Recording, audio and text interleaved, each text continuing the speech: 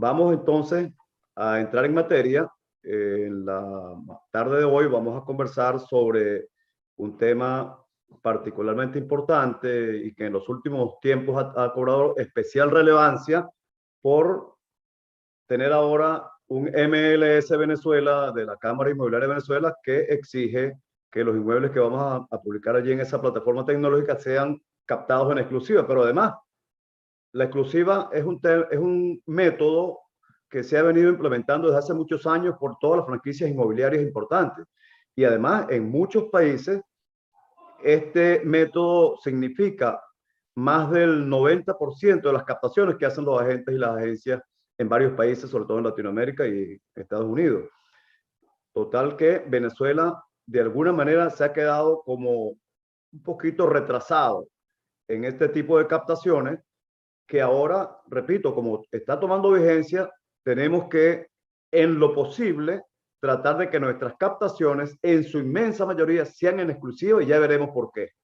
Entonces voy de inmediato a comenzar la presentación. Vamos a ver como contenido programático de esta capacitación el tema de la prospección, porque vamos a analizar todo el proceso de captación. Normalmente en este tipo de capacitaciones tenemos participantes de distintos niveles, algunos que tienen muy poca experiencia, otros que tienen mediana experiencia y otros que tienen mucha experiencia. Pero es mejor revisar todo el proceso porque seguramente en algún lugar hay algún elemento nuevo que debemos conocer. Total que vamos a revisar todo el proceso de prospección, luego revisaremos la exclusiva en dos partes. En su parte general, todo lo que es el proceso general, y luego nos iremos a lo específico de la exclusiva como tal, que son las fortalezas y las ventajas. Luego analizaremos el contrato, las partes más importantes del contrato y finalmente las acciones que debemos emprender posterior a la firma del contrato. Podemos comenzar con el primer punto, que es la prospección, definiéndola. Es el conjunto de actividades mediante las cuales un agente o corredor selecciona y contacta a sus posibles clientes, denominados prospectos, para ofrecerles sus servicios. La prospección se divide en dos tipos. En frío, que es cuando nos dirigimos a personas que no nos conocen para ofrecerles un servicio que tal vez no esperen. Debemos estar en este punto preparados para posibles respuestas negativas en la inmensa mayoría de los contactos. Pero también tenemos la prospección en caliente. En este tipo de prospección se sabe que el cliente desea vender su inmueble y nos conoce personalmente o por alguna referencia que le hayan hecho. Veamos entonces cuáles son las técnicas de prospección. Tenemos en primer lugar el telemarketing, luego tenemos la telemática, después el marketing digital, muy de moda en estos tiempos, y una técnica que se ha venido a menos en estos tiempos de pandemia, como son los eventos y otros. Otros, bueno, Radio Bemba, la cola del supermercado, del banco. El objetivo de la prospección es definir y conformar una excelente cartera de propiedades. Y tenemos que establecernos metas. ¿Cuántas propiedades debemos captar en un periodo de tiempo determinado? Mensual, quincenal. Y fíjense que aquí hablo de excelente cartera, no de gran cartera o abundante cartera, excelente. Y ya verán por qué. Bueno, el telemarketing, analizando la primera técnica, que es el telemarketing, es una forma de mercadotecnia directa utilizando el teléfono. El objetivo del telemarketing es desarrollar una creciente red de contactos de tus círculos sociales, económicos, gremiales, de todo tipo, y establecer metas, ¿verdad? ¿Cuántos nuevos contactos debo tener este mes? ¿Cuántos nuevos contactos debo alcanzar esta semana? Hay que trabajar con metas porque si no, no se logran el crecimiento de la red. Para concretar el mayor número de entrevistas con los propietarios de inmuebles, ¿verdad? Y tenemos que trazarnos unas metas también. ¿Cuántas entrevistas debería yo tener semanalmente, quincenalmente? Porque la conformación de una cartera de propiedades es muy, muy importante. Por cierto que aquí la pantalla que se ve de este teléfono es la pantalla de mi teléfono. Habla de 2.800 contactos. Yo pensaba que tenía muchos, pero cuando César López me dice en el webinar pasado que yo presenté de captaciones a la gente de Oriente y, bueno, y de buena parte del país, César me dijo que tenía más de 20,000 contactos. Total, que bueno. Ustedes pueden ver la importancia de crear una red importante de contactos. Bueno, el primer aspecto del telemarketing serían las llamadas telefónicas, ¿ok? Pero también podemos hablar de la mensajería de texto. No solo SMS, pueden ser mensajes por WhatsApp, mensajes por Telegram. Es una buena vía porque además nos permite enviarle a los probables clientes, a los prospectos, tarjetas digitales de presentación, ¿verdad? Es bueno que descarguemos algunas plantillas por internet y hagamos unas tarjetas digitales que son incluso más útiles que la tarjeta física, porque la tarjeta física se utilizaba en los eventos cuando había una reunión social o el lanzamiento de un producto, pero bueno, eso la pandemia lo ha ido disminuyendo. Total, que nos queda la alternativa a tarjetas de presentación. También tenemos las videollamadas. Muchos clientes, muchos propietarios están habituados a hacer videollamadas. Ya es un uso muy común comunicarse por videollamadas. Total, que este es un recurso muy importante porque uno puede ver directamente al prospecto, a su cara, a sus ojos, y él nos puede ver también, y la comunicación es más fluida y es más efectiva. Por supuesto que esto de las videollamadas entra de algún modo en la segunda técnica de prospección, que es el telemarketing, que es la telemática. Pero hablando del telemarketing, aquí tenemos una recomendación de Kiyosaki: tu red de contactos puede convertirse en tu mayor activo. Construye una. Bueno, el segundo punto es la telemática, es la segunda técnica. Decía hace un momento que las videollamadas a veces pudieran entrar también dentro de lo que es la telemática, que es una combinación de la informática y la tecnología de la información y la comunicación TIC para el envío y recepción de datos. Quienes han tenido la oportunidad de participar en el PREANI, pues conocen bastante de estos términos. Bueno, las videoconferencias son reuniones virtuales con un prospecto o con varios. Existen varias plataformas, está Zoom Meetings, Google tiene Google Meet y Hangouts, está GoToMeeting, Jitsi Meet, StreamYard, Skype y bueno, 20 o 30 más. Así que hay todas las posibilidades de que podamos contactarnos con nuestros prospectos por esta vía. Y les digo, cada vez se está usando más las llamadas o las reuniones por videoconferencias con los prospectos, porque es una manera de llegar a ellos más rápido y no esperar que se concrete alguna entrevista para una semana que de repente es radical y hay que esperar la siguiente semana, que es la flexible. Esta es una vía que está poniéndose muy en uso, no tanto en Venezuela, y queremos que sea en Venezuela también, pero en otros países es bastante común. Estados Unidos, por ejemplo, es sumamente común, y en algunos países de Latinoamérica, en México, por ejemplo, en Panamá. Entonces queremos que en Venezuela también sea una técnica que la pongamos nosotros en uso. Bueno, la tercera técnica de prospección es el marketing digital. Es aquel que utiliza los medios digitales para promover una marca, un producto o un servicio, como el caso de lo que estamos hablando en estos momentos, de nuestros servicios inmobiliarios en la red. El objetivo del marketing digital es la generación y conversión de leads a través de los llamados embudos de venta. Los leads, para que no esté muy claro, es un término intermedio entre prospecto y cliente. ¿Ok? Es aquel que dio alguna demostración de interés en nuestro servicio. Pero esto es un tema muy amplio, así que no voy a ahondar mucho porque habría que preparar, y estoy trabajando en eso, en un webinar sobre marketing digital. Bueno, ¿qué incluye el marketing digital? Bueno, incluye las redes sociales, ¿verdad? Todas las que tenemos, que ustedes conocen. Incluye los sitios web e incluye una técnica muy efectiva y que no es aprovechada en su justa dimensión por los inmobiliarios, como es el email marketing. Pero volviendo a estas dos primeras técnicas, lo que son las redes sociales y los sitios web, yo aprovecho para aclarar lo siguiente. Por razones tal vez de costumbre, muchos inmobiliarios creen erróneamente que las redes sociales sustituyeron a los sitios web, y no es así. Por el contrario, las redes sociales generan tráfico para los sitios web a través de los llamados CTA o botones de llamado a la acción. Esos CTA que están en las páginas, por ejemplo, de Instagram, es un llamado a que le den clic, por ejemplo, a la biografía de la cuenta de Instagram.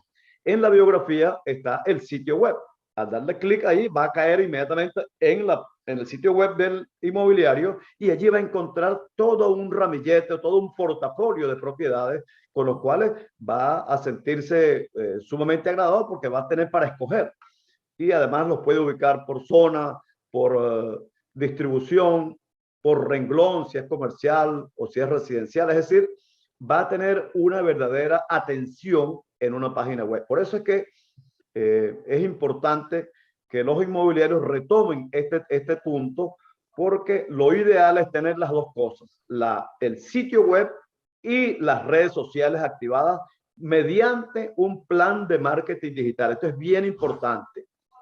Muchos inmobiliarios, por ahorrar, por creer que no invertir en un marketing digital no, van a ahorrar dinero, que están perdiendo dinero, porque es muy importante, es además muy necesario que además de tener las dos cosas, el sitio web y las redes sociales, tengan un plan de marketing digital que pueda poder motorizar las transacciones. Es efectivo.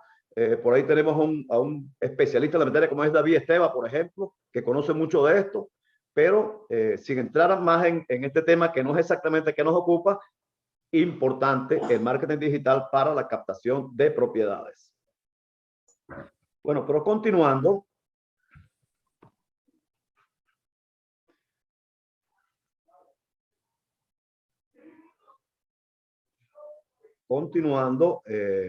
podemos decir que el otro elemento importante del marketing digital son las aplicaciones, las apps. App es la contracción de application. Las aplicaciones móviles son programas generalmente pequeños y específicos que se usan particularmente en dispositivos móviles, ¿verdad? En teléfonos inteligentes, en tablets, para gestionar la comercialización de propiedades. Un ejemplo, aquí tenemos una app del MLS Venezuela, la franquicia inmobiliaria tiene su app, muchas agencias inmobiliarias han desarrollado su app porque es una manera de que el cliente pueda acceder más rápidamente a la información sobre, en este caso, los servicios de corretaje inmobiliario. Incluso las apps están conectadas con las páginas web y es una manera de pasar de una información resumida que hay en el app a una página web en donde está toda la información. Por eso también está muy de moda el desarrollo de las apps para poder descargarlas al cliente a su teléfono a través de la tienda esta, ¿cómo se llama? Que está en los teléfonos, la tienda virtual esa de descargar las aplicaciones y pueden prestar su servicio con mayor facilidad porque es una manera de difundirlo. Bueno, como les decía temprano, este es un tema que se ha venido a menos con la pandemia por razones de distanciamiento social. Sin embargo, no dejan de haber unos que otros reuniones sociales, incluso comerciales, la apertura de una nueva tienda en la semana flexible, en un centro comercial, reuniones culturales, a veces la presentación de un libro, el bautizo de un libro. Bueno, las ferias se han venido a menos, y las subastas, pero bueno, de todas maneras, las colas en los supermercados o en los bancos, aunque ya la gente ha tratado de ir cada vez menos a los bancos, ya no es ni necesario. En las farmacias es importante llevar tarjetas de presentación impresas, esas que están pasadas de moda, no las boten, esas las pueden utilizar en este tipo de eventos. Es también una alternativa para tratar de captar inmuebles. Vamos entonces a pasar al punto número 2, que es la exclusiva.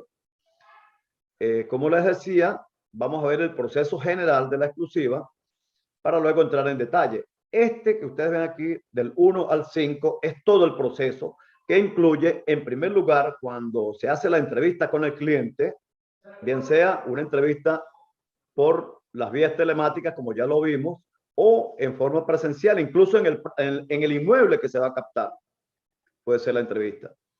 Cuando es allí, en primer lugar hay que escuchar al cliente pacientemente, no interrumpirlo, no contradecirlo, así diga barbaridades. Hay clientes que creen que son expertos inmobiliarios y uno cuando los oye hablar se queda de una pieza. Pero bueno, hay que oírlos sin interrumpirlos, no contradecirlos, que ellos hablen, que ellos expongan, dicen los abogados, que ellos explanen lo que tengan que decir. Mirarlo a los ojos con interés, tampoco clavarle la mirada. Y llevar un material de apoyo. ¿Cuál pudiera ser el material de apoyo para esa entrevista? Bueno, puede ser el certificado FIPI o PREANI, puede ser algún tipo de resumen curricular sobre lo que hemos hecho, puede ser un informe sobre el mercado de las ventas de propiedades, si son comerciales o son residenciales, para que ellos vean las estadísticas, llevarle elementos que nos permitan convencer lo que somos las personas apropiadas porque tenemos la experiencia. En segundo lugar, tenemos que, una vez que lo hemos oído atentamente y ya él ha terminado de hablar, tenemos que conquistar al cliente, tratarlo amablemente, vendernos, lo que decía, presentarle nuestra hoja de vida, puede ser escrita o verbal o ambas cosas. Destacar qué nos hace diferente, ¿verdad? Que conocemos el mercado, que tenemos la experiencia, tenemos que generar confianza en el propietario. En tercer lugar, en la medida que él va hablando y que estamos hilvanando el proceso, tenemos que ir diseñando la estrategia, ¿verdad? Podemos preguntar si la propiedad la tienen o tendrán otros agentes, esto es muy importante. ¿Por qué la vende? No hacerle la pregunta directamente, sino tratar de que al final esa sea la respuesta que él nos va a dar. Porque también de eso depende muchos factores. Y de eso también depende la estrategia que vamos a utilizar. Si comprará otra propiedad o qué planes tiene, con mucha sutileza, por supuesto. Bueno, que nos hable un poco del inmueble, ¿verdad? ¿Qué precio le tiene estimado al inmueble? Y nosotros, en base a ese precio, hacemos una prevaloración del inmueble. Nosotros que conocemos los valores de mercado, sabemos cuando un cliente o un propietario le está poniendo asignando a su propiedad un valor sentimental. Así pasa. Bueno, porque esta casa fue donde nació mi primer hijo. O porque esta casa, bueno, me la dejó mi papá. Y por muchas razones le ponen valores sentimentales. Entonces hay que decirle que el mercado tiene un comportamiento diferente. Por eso es importante llevarnos algún material de apoyo. Bueno, en cuarto lugar, una vez que hemos atravesado por estos pasos, podemos hablar ya de la exclusiva y aclarar que es una exclusiva compartida. Suena como un poquito contraproducente las dos palabras, pero es que es compartida dentro de un círculo cerrado, que son nuestros colegas inmobiliarios del MLS, del grupo WhatsApp, del grupo Telegram, de los afiliados a la Cámara Inmobiliaria, es decir, decirles que es una exclusiva compartida con todos esos agentes, que estamos hablando de que nos va a entregar la propiedad no a una sola persona, que nos las va a entregar a 60, a 80, a 100, a 1.500 agentes inmobiliarios que estamos trabajando en equipo, en alianzas, para hacer operaciones compartidas. Esto le va a agradar bastante al propietario, que siempre están pensando, porque no creen en la exclusiva o porque no saben qué es la exclusiva, en darle, como ustedes bien saben, la propiedad a uno y otro agente, a veces a 3 y hasta 4, sin darse cuenta que están cometiendo error, porque en estos tiempos de alianzas inmobiliarias, eso ya pasó a la historia. Bueno, debemos destacar en este punto las ventajas y fortalezas de la exclusiva, que ya las veremos en la siguiente lámina, destacar las desventajas de la no exclusiva y garantizar compromiso y dedicación para gestionar la venta del inmueble. Es decir, tenemos que ganarnos la exclusiva, no pedirla, no solicitarla. La idea es que con toda esta información que vamos a ver en las siguientes láminas, el propietario se convenza por sí mismo de que tiene que darnos la exclusiva sin que se la pida. Eso sería lo ideal. Bueno, en quinto lugar, una vez que ya nos hemos ganado la exclusiva, bueno, cerrar el compromiso. Si no estamos en el inmueble, visitarlo con el cliente, con el propietario, solicitar los documentos del inmueble y del propietario para verificarlo y para el contrato de exclusiva. Y por supuesto, firmar el contrato. Parece mentira, pero muchos colegas, incluso de franquicias inmobiliarias internacionales, han logrado la exclusiva y se les olvida que el cliente firme el contrato. Yo los he tenido en mis manos, el contrato no puede ser. La exclusiva, muy bien redactado el contrato y no está firmado por el propietario. Eso es un craso error. No solamente la firma, sino también las huellas digitales. Continuando, vamos a ver en detalle ahora sí la exclusiva, ¿verdad? Vamos a ver las fortalezas y beneficios de la exclusiva. Vamos a hacer un repaso general. En primer lugar, tenemos que definirla, ¿verdad? Es un contrato de mandato, ¿ok? No es un contrato de servicio, no es un contrato distinto, es un contrato de mandato entre el propietario de un inmueble y el captador, el agente o corredor captador del inmueble, para que este último realice variadas gestiones de intermediación en exclusiva de su propiedad. Bueno, podemos hablarle, por ejemplo, de nuestro conocimiento del mercado, que ya lo señalamos en la lámina anterior, ¿verdad? Por eso es bueno tener un informe de la evolución del mercado en la carpeta del material que llevamos. Seguramente alguna tabla con análisis comparativos de precios de la zona donde está el inmueble del propietario, ¿verdad? Para que podamos hacer una valoración justa y actualizada de la propiedad. Es para bajarlo de esa nube cuando él cree que su inmueble vale mucho y resulta que no vale tanto. Bueno, se han dado los casos que también están los inmuebles subvalorados, pues, que el propietario no sabe el valor de su inmueble y le asigna un valor muy bajo. También hay esos casos. Bueno, la idea es que el propietario se sienta asesorado por nuestra experiencia. Bueno, tenemos que hablarle de las alianzas, ¿verdad? Las altísimas probabilidades de venta rápida y al mejor precio en plataformas de negocio inmobiliario compartido, como ya lo señalaba, los grupos WhatsApp y Telegram, el MLS Venezuela, todo el networking que uno puede hacer en diferentes grupos y en su cámara regional. Nuestra experiencia preparando, que también lo señalé temprano, el establecimiento de un plan o campaña de marketing efectivo para poder promocionar su inmueble. Tenemos que decirle en qué red social lo vamos a promocionar, cuánto vamos a invertir y cómo, si tenemos la exclusiva, podemos invertir recursos, cosa que no se hace cuando un inmueble se lo entrega un propietario a uno y otro agente, a una y otra agencia, porque ninguno invierte con la finalidad de repente de perder su dinero porque el inmueble fue vendido por otro y él queda por fuera. Cuando uno tiene la exclusiva, uno puede invertir porque sabe que uno va a vender el inmueble y si no lo vende uno, lo vende un colega, pero va a ir en la comisión compartida. Total que se justifica la inversión y hay que hablar de eso, ¿verdad? Más o menos cuántas veces lo vamos a publicar en las redes sociales, diario, semanal, ¿verdad? Que podemos pagar avisos clasificados en portales inmobiliarios, ¿verdad? Si tenemos página web, bueno, que va a estar en la página web, que vamos a utilizar la campaña del email marketing, que es muy importante, que ya la veremos un poquito, no, ya la vimos en una página, que podemos planificar un open house, que en estos tiempos de pandemia no son muy comunes y en Venezuela no han sido tan tradicionales, pero el open house, yo que estuve trabajando con una constructora durante más de 12 años, hicimos varios open house con los desarrollos nuevos, eran preventas de apartamentos y de locales comerciales en centros comerciales. Y el open house, cuando uno invita a posibles inversionistas, posibles compradores para un desarrollo, en este caso para un inmueble en particular, pero en el caso de lo que es captación de propiedades, sería llevar, una vez que lo hemos captado, llevar los prospectos a un brindis con una música o algo a esa casa. Es bastante común en otros países, en Venezuela no tanto. Bueno, garantizarle que vamos a tener fotografías y videos de alta calidad, videos 360, y tenemos que enfatizar mucho cuando nos estemos vendiendo sobre nuestro perfil, ¿verdad? Si somos agentes o corredores con excelente formación profesional, con amplia experiencia en el mercado, en negocios inmobiliarios, egresados FIPI Preani, en diferentes webinars y que tenemos alto sentido del compromiso. También les diremos al propietario que seremos su interlocutor, un solo representante que le presente informes y con quien discute propuestas, contraofertas y demás términos de la negociación.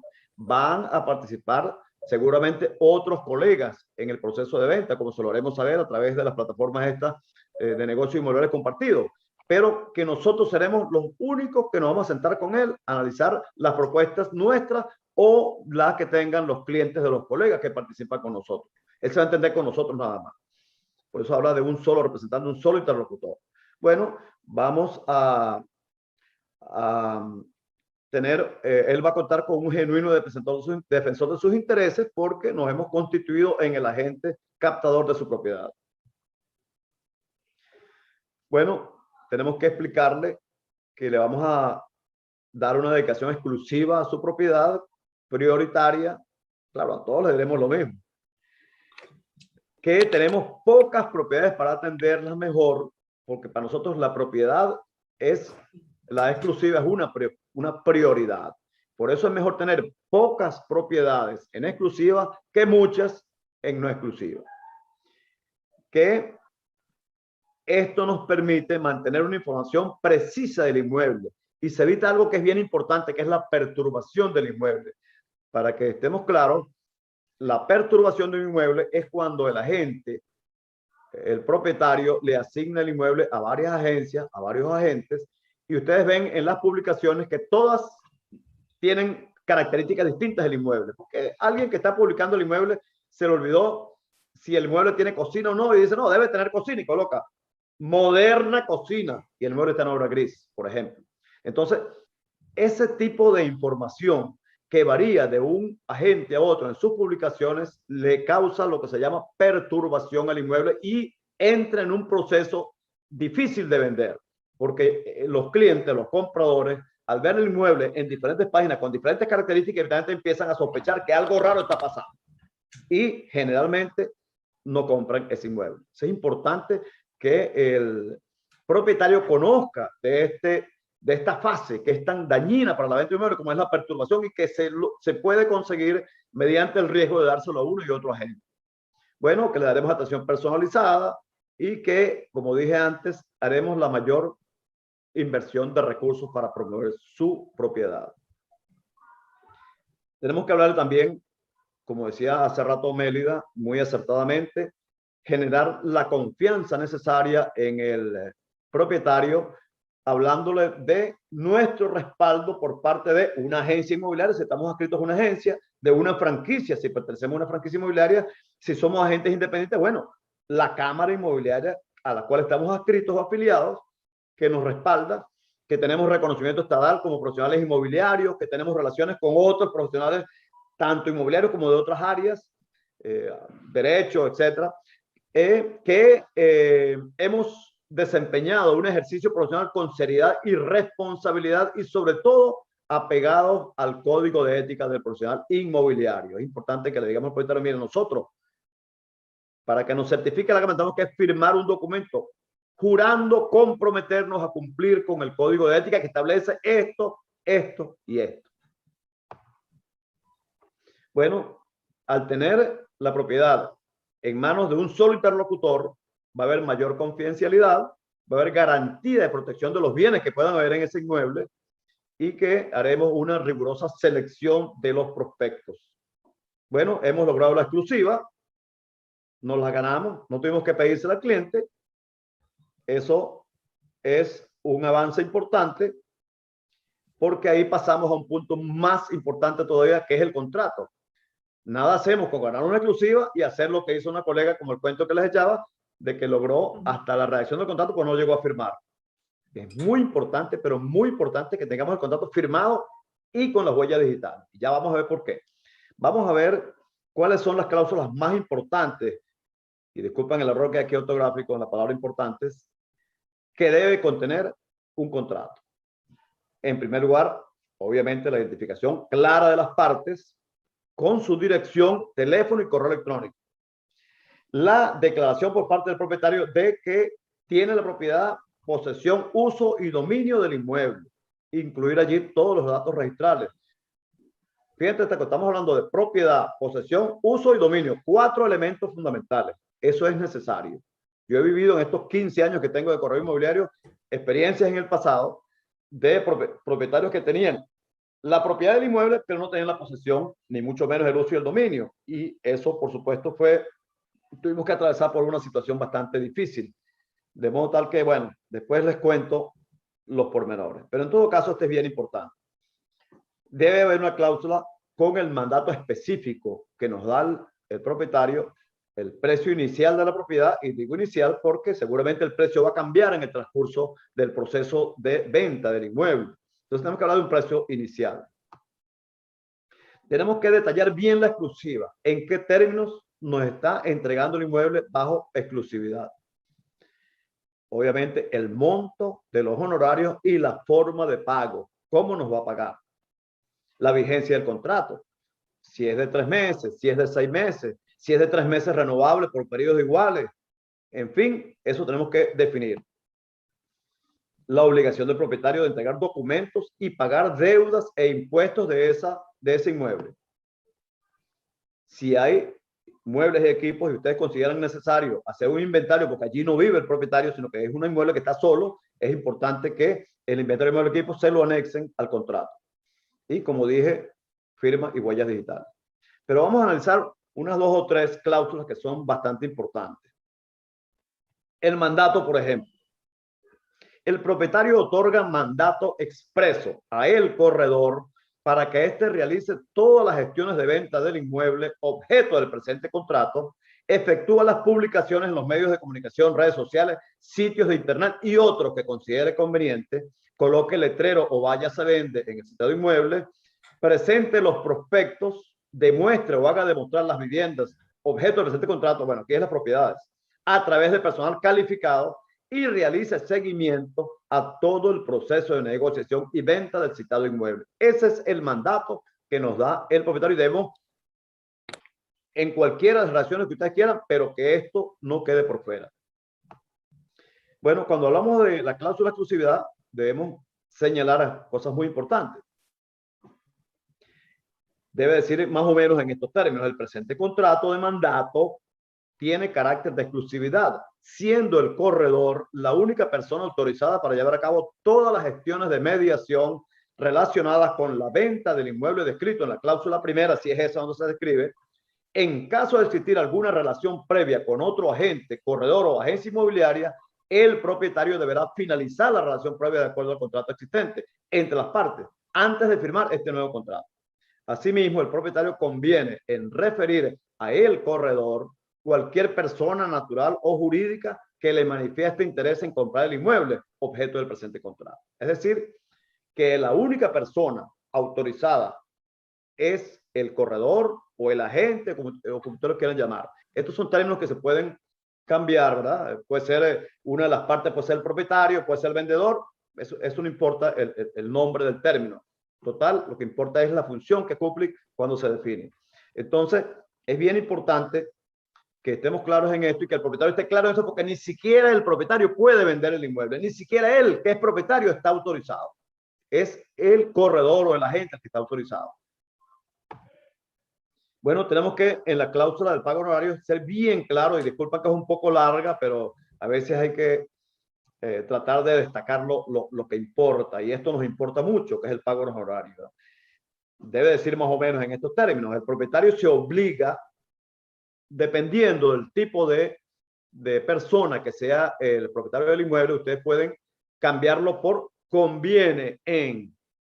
¿Se obliga o conviene en? Lo que pasa es que obliga desde el punto de vista jurídico, y si hay algún abogado en la reunión, lo confirme en la sección correspondiente, la palabra obliga es algo irrefutable. Ahí no hay camino no hay otro camino distinto sino que pagar.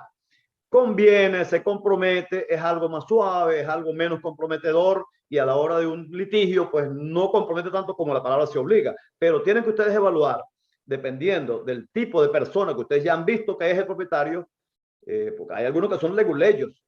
A eso habrá que colocar conviene pagar. Pero si hay otros que son de esos que son mano suave, que aceptan las sugerencias, que se ve que es llevadero, se obliga, a menos que él solicite un cambio en ese término, a pagar al contado a el corredor por concepto de honorarios profesionales por las gestiones de venta del inmueble objeto del presente contrato y para cubrir los gastos ocasionados por concepto de publicidad y demostraciones del mencionado inmueble. Es importante colocar todas estas cosas, no solamente los honorarios, porque siempre hay gastos relacionados con la venta del inmueble distintos al esfuerzo que uno hace para venderlo. El esfuerzo intelectual, el esfuerzo físico. Por ejemplo, los gastos de gasolina. En una Venezuela que no hay gasolina, trasladarse de un sitio a otro es una inversión. Pero además, los gastos que pagan en publicidad, avisos que se pagan clasificados, los ads. Entonces, es importante colocar esto porque ya veremos un poquito más adelante la importancia de que también vaya esto ahí. Entonces, la cantidad en dólares equivalente al 5% sobre el precio final de la venta, más el IVA si fuera el caso, autorizando por este mismo documento al corredor para que reciba del comprador el 100% de la totalidad de sus honorarios profesionales de la cantidad entregada por el comprador en calidad de reserva, arras o pago total del precio convenido. En caso de que el comprador ofreciera una permuta o cualquier otro tipo de negociación como pago parcial o total del inmueble objeto de este contrato y el propietario la aceptase, igualmente se obliga a pagar a el corredor en dólares y al contado los honorarios profesionales antes convenidos sobre la base del precio pactado por el inmueble y en la fecha en que ocurra el cierre de la negociación.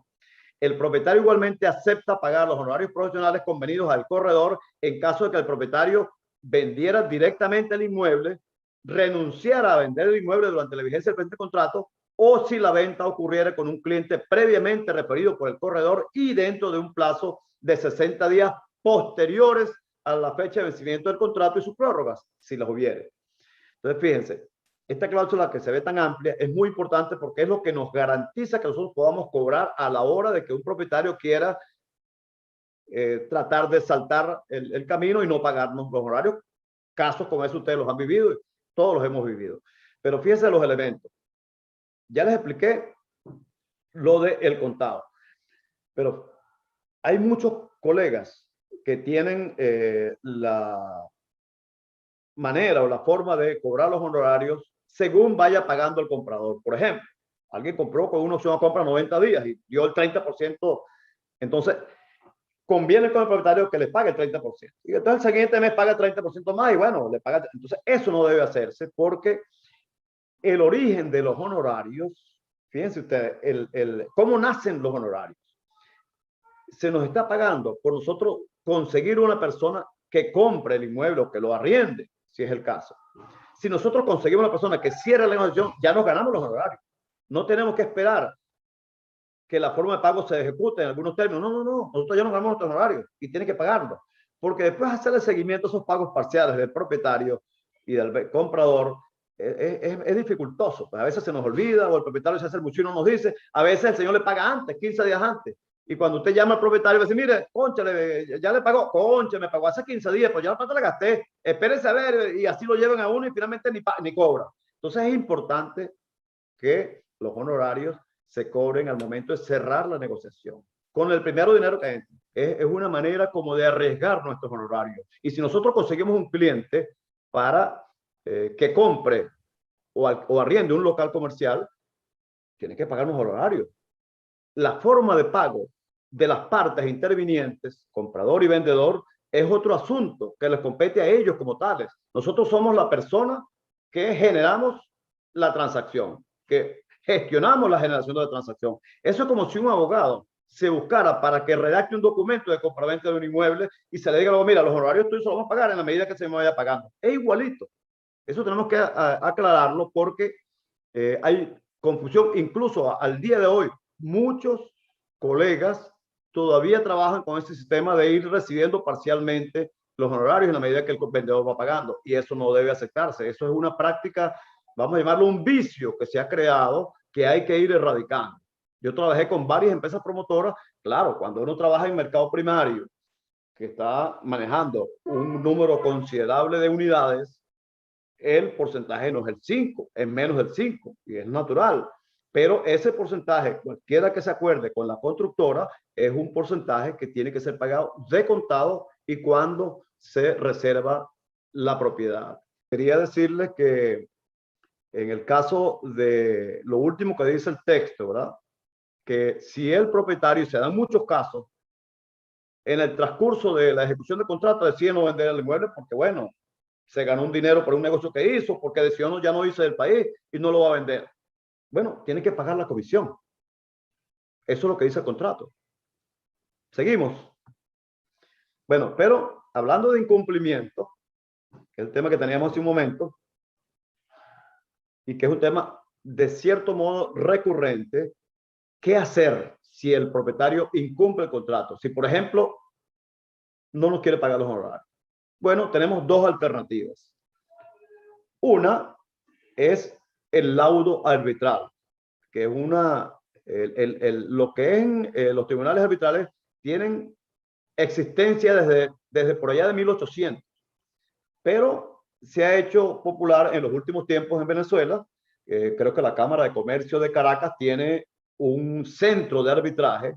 Tendrían que los diferentes agentes y corredores presentes averiguar en sus respectivas ciudades si existen los tribunales arbitrales o los centros de arbitraje para que allí puedan llevar su caso la demanda del incumplimiento del contrato para que le sea gestionado el pago de manera rápida y de manera económica.